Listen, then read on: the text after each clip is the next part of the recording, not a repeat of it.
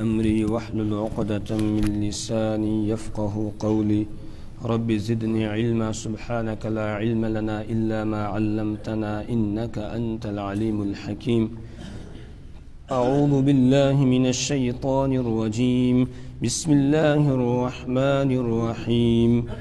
وأما من أوتي كتابه وراء ظهره فسوف يدعو ثبورا ويصلى سعيرا إنه كان في أهله مسرورا إنه ظن أن لن يحور بلى إن ربه كان به بصيرا صدق اللہ العظیم۔ سورۃ الانشقاق کا ہم نے آغاز کیا تھا اور اس کا ابتدائی حصہ پڑھا تھا، جس کا خلاصہ یہ ہے کہ اللہ تبارک و تعالی نے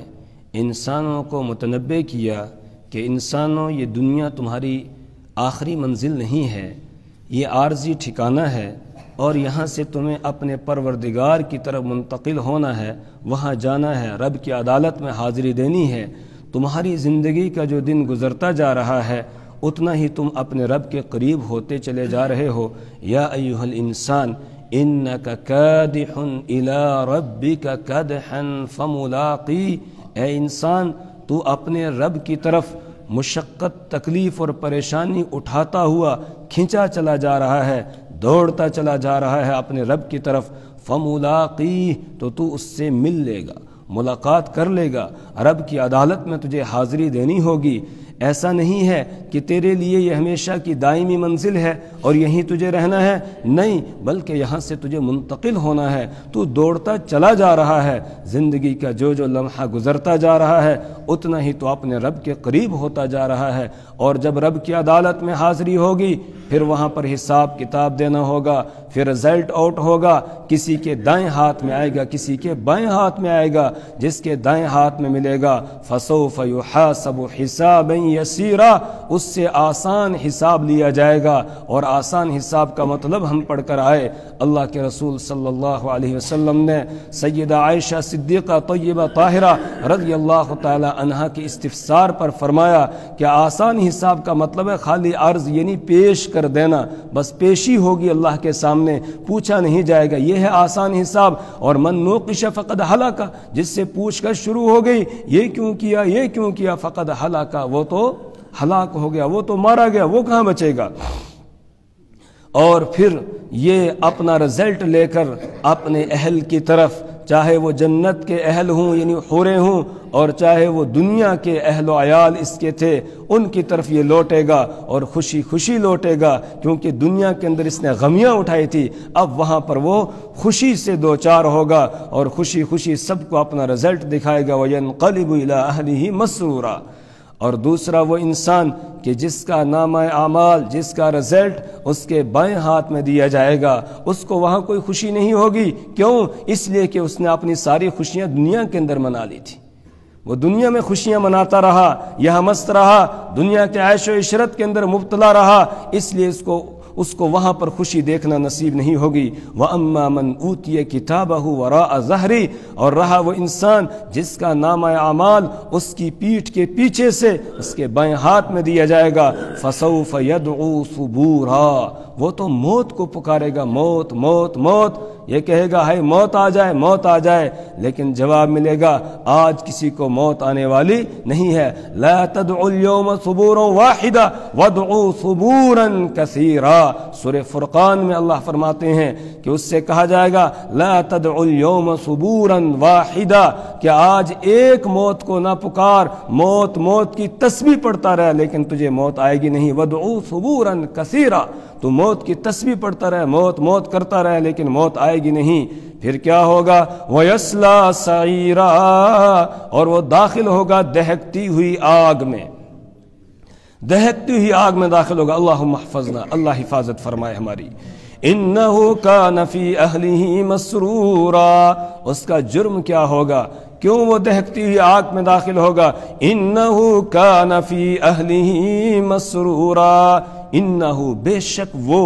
کانا تھا، فی اہلہ، اپنے اہل و عیال میں، مسرورا، خوش، وہ دنیا کے اندر خوش رہتا تھا، مست رہتا تھا، اس نے آخرت کے غم کو اپنے اوپر آنے نہیں دیا، آخرت کا غم نہیں اس کو ستاتا تھا، بس یہ سمجھتا تھا کہ دنیا کی زندگی ہی آخری منزل ہے، اسی کے لیے سب کچھ وہ کر رہا تھا۔ حالانکہ دنیا کی خوشی بھی کوئی خوشی ہے، لیکن وہ اپنے آپ کو سمجھتا تھا میں بڑا خوش ہوں، حالانکہ خوش تھا نہیں، یہاں مشقت اٹھا رہا تھا، آگے بھی اس کو مشقت ہی اٹھانی ہے۔ کیوں؟ اس لیے کہ اس کی مشقت کا رخ دنیا کی طرف تھا، آخرت کی طرف نہیں تھا۔ تو دنیا کے اندر یہ خوش رہتا تھا۔ اب دو ہی خوشیاں ہیں، یا تو دنیا کی ہے یا آخرت کی ہے۔ جو دنیا میں خوش ہو گیا اس کو وہاں خوشی نہیں نصیب ہوگی، اور جس نے یہاں آخرت کا غم اٹھا لیا، آخرت کے غم میں مبتلا رہا، اس کی تیاری کرتا رہا، تو وہ وہاں خوش ہو جائے گا، وہاں اللہ اس کو خوش کر دے گا۔ انہ کان فی اہلہ مسرورا، وہ اپنے اہل و عیال میں دنیا میں مست تھا، یہاں اپنے رب کو یاد نہیں کرتا تھا، غفلت میں پڑا ہوا تھا، بس دنیا دنیا، رات کو بھی دنیا، دن میں بھی دنیا، وہی اس کو نظر آ رہی تھی، آگے کی کوئی تیاری نہیں کر رہا تھا۔ اور جن کو وہاں خوشی نصیب ہوگی ان کی حالت ہم پیچھے پڑھ کر آئے ہیں سورہ طور میں، وہ کہیں گے اِنَّا كُنَّا قَبْلُ فِي أَهْلِنَا مُشْفِقِينَ، ہم دنیا کے اندر ڈرا کرتے تھے، اپنے رب سے ڈر ڈر کر زندگی بسر کرتے تھے، اس لیے آج پروردگار نے ہمیں جہنم کے عذاب سے بچا دیا ہے، آج اس نے ہم کو جہنم کی تیز گرمی کے عذاب سے بچا لیا۔ کیوں؟ اس لیے کہ اِنَّا كُنَّا قَبْلُ فِي أَهْلِنَا مُشْفِقِينَ، اس لیے کہ ہم دنیا کے اندر ڈر ڈر کر زندگی بسر کیا کرتے تھے،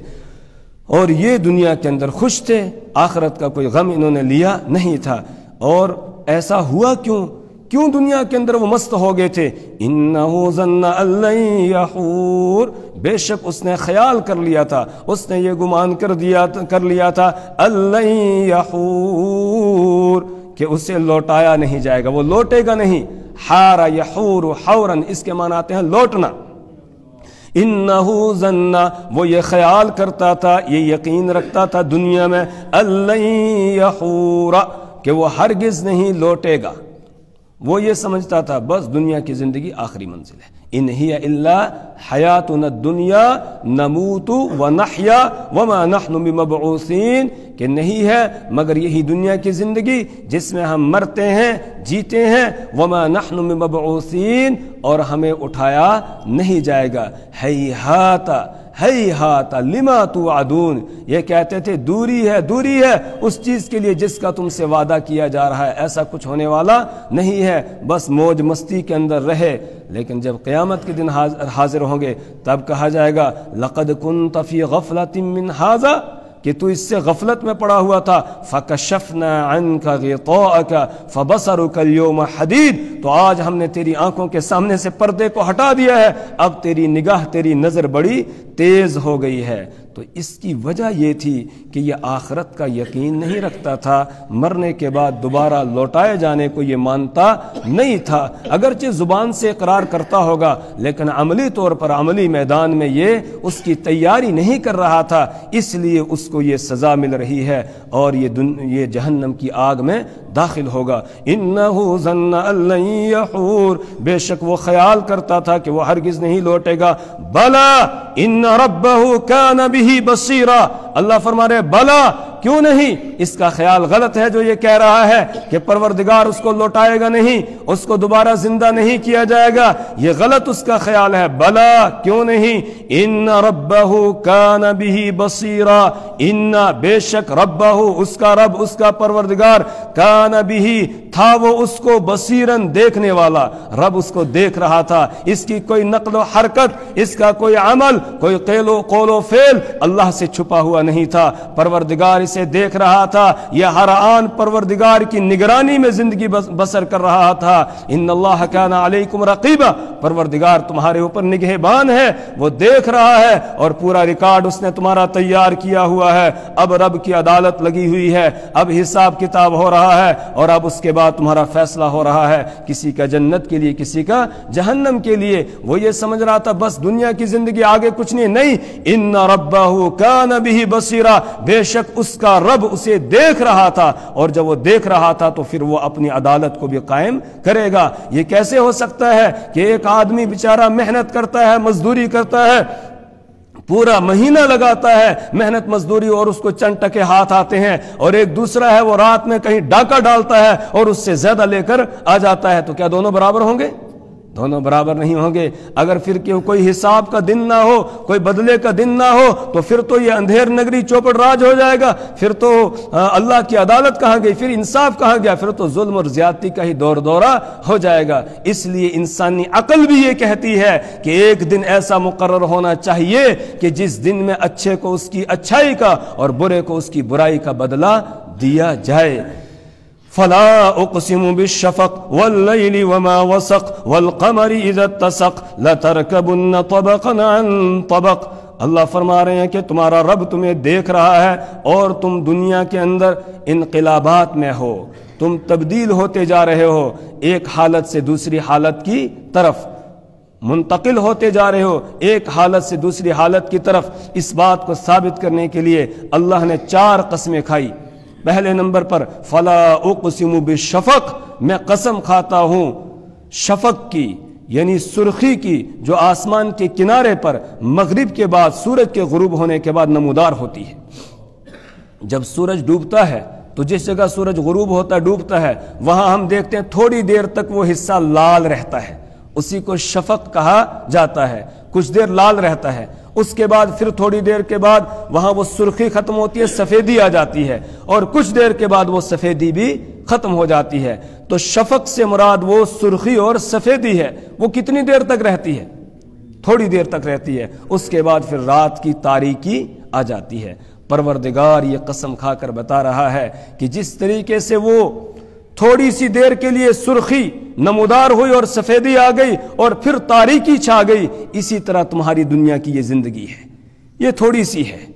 تھوڑی سی یہ روشنی ہے، اس کے بعد پھر اندھیری رات ہے، یعنی عالم برزخ ہے۔ پھر تمہیں یہاں سے منتقل ہونا ہے، اور جس طرح رات لمبی ہے، عالم برزخ بھی ایک لمبا وقت ہے، ایک لمبا ٹائم ہے، وہ ویٹنگ روم ہے، اس میں سب کے سب جا کر جو ہے وہ جمع ہو رہے ہیں، اور ایک وقت آئے گا پھر وہاں سے تمہیں منتقل کیا جائے گا۔ تو فلا اقسم بالشفق، قسم ہے شفق کی، یعنی آسمان پر نمودار ہونے والی سرخی کی، واللیل وما وسق، اور قسم ہے رات کی،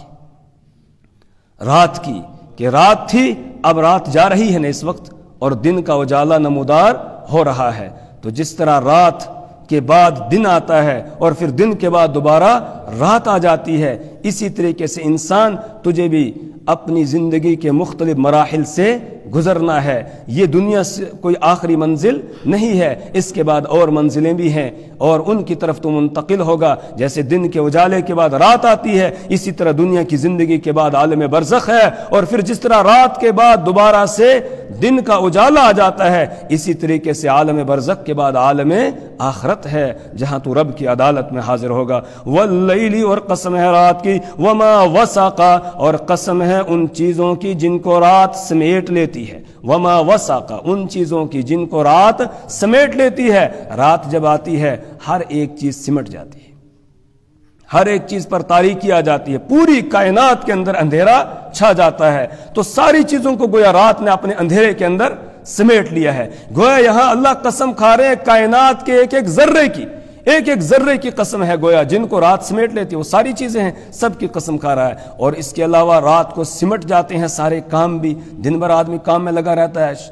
شام کا وقت ہوتا ہے تو ہر آدمی اپنے کام کو سمیٹنے لگتا ہے۔ دکاندار نے سامان باہر نکال کر رکھا ہوا تھا، اب رات آ رہی ہے تو اٹھا کے دوبارہ اندر رکھ رہا ہے، سمیٹ کے رکھ دیا، اور اس کے بعد گھر کو چلا جاتا ہے دکان بند کر کے۔ اسی طریقے سے سب اپنے اپنے گھر کی طرف لوٹتے ہیں، انسان ہوں، اسی طریقے سے جانور ہوں، سب سمٹ کر اپنے ٹھکانے کی طرف آ جاتے ہیں۔ تو اللہ فرما رہے قسم ہے رات کی، وما وسقا، اور ان چیزوں کی جن کو رات سمیٹ لیتی ہے، جن چیزوں کو رات سمیٹتی ہے ان کی بھی اللہ قسم کھا رہا ہے کہ جس طریقے سے چیزوں کو سمیٹا جاتا ہے، چیزیں سمٹ جاتی ہیں رات کو، اسی طریقے سے انسانوں تم بھی اپنی زندگی کے لمحات کو سمیٹ رہے ہو، اور ایک وقت آئے گا کہ سارے یہ لمحات دنیا والے ختم ہو جائیں گے اور تم آگے کی طرف منتقل ہو جاؤ گے، برزخ کی طرف، اور پھر برزخ سے عالم آخرت کی طرف۔ والقمر اذا اتسق، اور قسم ہے چاند کی، اذا اتسق، جب وہ کامل ہو جائے، جب وہ مکمل ہو جائے، پورا ہو جائے۔ چاند جب نکلتا ہے، جیسے آج چاند کی پہلی تاریخ ہے تو رات کو چھوٹا سا تھا اور اب تھوڑا سا آگے اگلے دن بڑھ جائے گا، پھر بڑھتے بڑھتے 13 تاریخ کو پورا ہو جاتا ہے، شباب پر آ جاتا ہے، 14 کو بھی شباب پر رہتا ہے، 15 کو بھی شباب پر رہتا ہے، اس کے بعد پھر گھٹنا شروع ہو جاتا ہے اور آہستہ آہستہ گھٹتے گھٹتے بالکل کالعرجون القدیم، بالکل وہ کھجور کی سوکھی ہوئی جو شاخ ہوتی ہے اس کے مانند ہو جاتا ہے اور اس کے بعد پھر غائب ہو جاتا ہے، چھپ جاتا ہے۔ اس کے بعد اگلے مہینے کے لیے 1-2 دن کے بعد پھر دوبارہ طلوع ہو کر آ جاتا ہے۔ اللہ نے اس قسم کے ذریعے سے انسان کو اس کی زندگی کے مراحل سمجھائے کہ انسان تو بھی اسی طریقے سے اپنی زندگی کے مراحل طے کرتا ہے جس طرح چاند کر رہا ہے۔ جب دنیا میں آیا تھا بالکل چھوٹا سا بچہ تھا، بلکہ اس سے پہلے کو اگر لے لیں تو جب ماں کے پیٹ میں پہنچا تھا تو 1 قطرہ پانی کا تھا، اس کے بعد پھر اللہ نے اپنی قدرت سے 40 دن کے بعد اس کو جمع ہوا خون بنا دیا، اس کے بعد اپنی قدرت سے پھر اس کو مضغہ یعنی ایک گوشت کی بوٹی جیسا بنا دیا، پھر اس کے بعد اللہ نے اپنی قدرت سے اس میں ہڈیاں بنا دی، ہڈیوں کے بعد پھر اس کے اوپر گوشت کو لگا دیا، پھر کامل اور مکمل وہاں تیار ہو گیا۔ 4 مہینے کے بعد روح بھی ڈال دی گئی اور اس کے بعد پھر اس کو دنیا کے اندر لایا اور وہاں ماں کے پیٹ کے اندر تھا، وہاں غذا تھی، وہ گندا خون وہ غذا تھی اس کی، اور جب دنیا کے اندر آ گیا اللہ نے صاف شفاف اور پاک دودھ ماں کی چھاتیوں میں اس کے لیے رکھ دیا۔ پھر ایک وقت آتا ہے آہستہ آہستہ یہ بڑھتا چلا جاتا ہے، پہلے بولتا نہیں تھا اب آہستہ آہستہ بولنا شروع کرتا ہے، پہلے حرکت نہیں کرتا تھا حرکت کرنا شروع کرتا ہے، پلٹنا شروع کرتا ہے، پھر بیٹھنا شروع کرتا ہے، پھر اٹھنا شروع کرتا ہے، پھر آہستہ آہستہ چلنا شروع کرتا ہے۔ اسی طرح بڑھتے بڑھتے بڑھتے پھر ایک دم جوان ہو جاتا ہے، اور جوانی کے بعد جہاں 40 سال ہو گئے تو اس کے بعد پھر دوبارہ واپس جو ہے وہ پلٹنا شروع کر دیتا ہے اور آہستہ آہستہ بوڑھا ہو جاتا ہے، اور بڑھاپے کے بعد پھر غائب یہاں سے چلا جاتا ہے، اور بعض بیچ میں ہی چلے جاتے ہیں تو غائب ہو جاتا ہے۔ اس کے بعد جس طرح چاند غائب ہو گیا تو غائب ہی رہا کہ دوبارہ طلوع ہو گیا، دوبارہ طلوع ہو کر آیا، اسی طرح تجھے غائب نہیں رہنا ہے، اس کے بعد عالم برزخ سے پھر عالم آخرت میں حاضر ہونا ہے۔ والقمر اذا اتسق، اور قسم ہے چاند کی، اذا اتسق جب وہ مکمل ہو جائے، جب وہ پورا ہو جائے، لترکبن طبقا عن طبق، لترکبن یہ ہے جواب قسم، 4 قسمیں کھا کر اللہ نے بیان فرمایا اے انسانو لترکبن تم ضرور بضرور چڑھو گے، طبقا عن طبق ایک سیڑھی سے دوسری سیڑھی پر، تم ضرور بضرور چڑھو گے یا چڑھتے ہو ایک سیڑھی سے دوسری سیڑھی پر۔ وہی دوبارہ ترتیب یاد کر لیں، پہلے پانی کا قطرہ، پھر جمع ہوا خون علاقہ، پھر مضغہ، اس کے بعد پھر کامل مکمل بن گیا، پھر دنیا میں آ گیا، پھر ہے بچپنا، اس کے بعد پھر جوانی، اور جوانی کے بعد پھر بڑھاپا، بڑھاپے کے بعد پھر قبر کے حوالے عالم برزخ میں، اور پھر وہاں سے عالم آخرت میں۔ یہ سیڑھیاں ہیں جن سے انسان کو گزرنا پڑتا ہے۔ لَتَرْكَبُنَّ طَبَقًا عَن طَبَقٍ تم ضرور بضرور سوار ہو جاؤ گے، طبقاً یا چڑھو گے ایک سیڑھی پر، ان طبقن دوسری ایک سیڑھی کے بعد دوسری سیڑھی پر، طبقاً ان طبقن، یہ ان مفسرین کہتے ہیں بعدہ کے معنی میں ہے، اب ترجمہ ہوگا ترکبن طبقاً بعد طبقن، تم ایک سیڑھی کے بعد دوسری سیڑھی پر ضرور بضرور چڑھو گے، اور پھر چڑھتا چلا جاتا ہے آدمی، اور اس کے بعد پھر ایک دم سے دڑھام سے نیچے گر جاتا ہے اور عالم برزخ میں پہنچ جاتا ہے، پھر وہاں سے عالم آخرت میں۔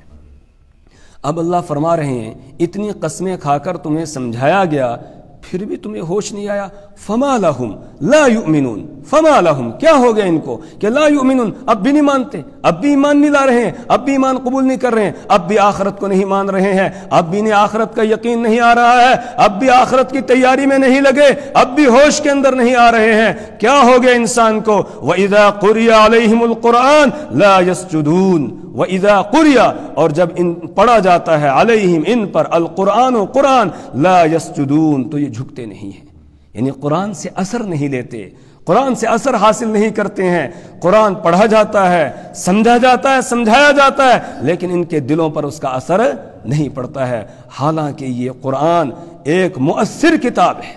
یہ تاثیر پیدا کرنے والی کتاب ہے، لیکن جس کے دل میں قرآن پڑھنے کے بعد، سننے اور سمجھنے کے بعد دل پر اثر نہیں ہو رہا ہے، اس کا مطلب یہ ہے کہ اس کے دل کے اوپر مہر لگ چکی ہے، اس لیے اب کوئی اثر نہیں۔ ختم اللہ علی قلوبہم وعلی سمعہم وعلی ابصارہم غشاوہ ولہم عذاب علیم، کہ اب دل، ان کے آنکھوں پر، ان کے کانوں پر اللہ تبارک و تعالی نے مہر لگا دی ہے، ان کے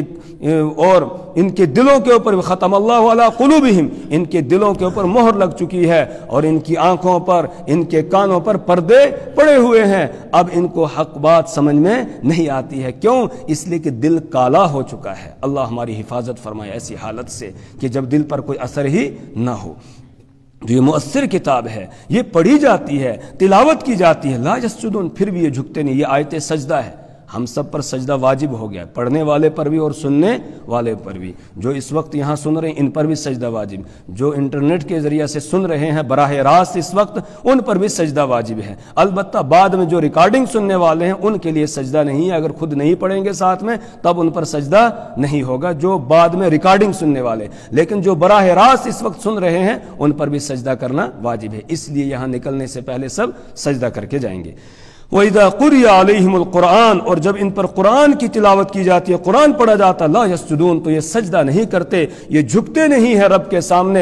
کے سامنے خشوع اور خضوع اختیار نہیں کرتے ہیں، حالانکہ قرآن پڑھنے کے بعد، قرآن کو سننے کے بعد ان کے دلوں کے اوپر اثر ہونا چاہیے تھا۔ اس میں ہمیں یہ پیغام دیا گیا کہ اگر قرآن سننے اور پڑھنے کے بعد ہمارے دل پر اثر نہیں ہو رہا ہے، اس کا مطلب یہ ہے کہ ہمارا دل سخت ہو چکا ہے، اور اللہ سخت دلی سے ہماری حفاظت فرمائے۔ ہمارے دل پر مہر لگ چکی ہے، اب اثر ہی نہیں ہو رہا ہے۔ ایسے آدمی کو چاہیے فوراً آنسو بہائے اور اپنے رب کے سامنے روئے اور اللہ سے مانگے اور توبہ کرے رب کے سامنے کہ پروردگار مجھے کیا ہو گیا، میرے سامنے قرآن پڑھا جا رہا ہے، مجھے دل پر اثر ہی نہیں ہو رہا ہے، اللہ میرے دل کو صاف کر دے، اللہ میرے دل سے زنگ کو دور کر دے، میرے دل کو صاف ستھرا کر دے، اور معافی مانگے اللہ کے سامنے، توبہ کرے، گڑ گڑائے، روئے اللہ کے سامنے۔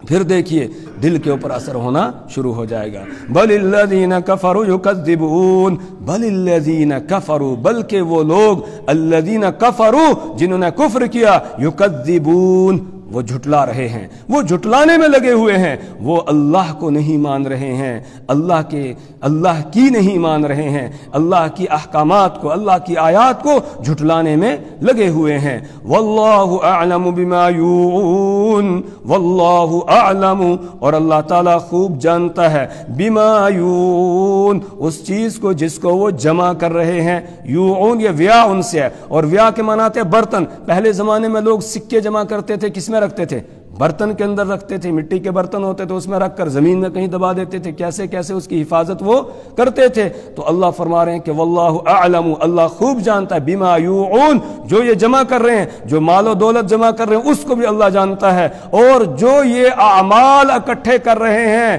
برے اعمال، ان کو بھی اللہ جانتا ہے، جو اچھے اعمال کر رہے ہیں ان کو بھی اللہ جانتا ہے، جو اپنے نامہ اعمال میں اعمال کو جمع یہ کرتے جا رہے ہیں، سارے اعمال کو اللہ خوب جانتا ہے۔ جو مال و دولت جمع کر رہے ہیں اس کو بھی اللہ جانتا ہے، جو اپنے دلوں کے اندر یہ کفر، شرک اور اسی طریقے سے گناہوں کو چھپائے ہوئے ہیں ان کو بھی اللہ خوب جانتا ہے۔ فبشرہم بعذاب علیم، فبشر، تو آپ خوشخبری دے دیجئے، ہم ان کو، بعذاب علیم، دردناک عذاب کی،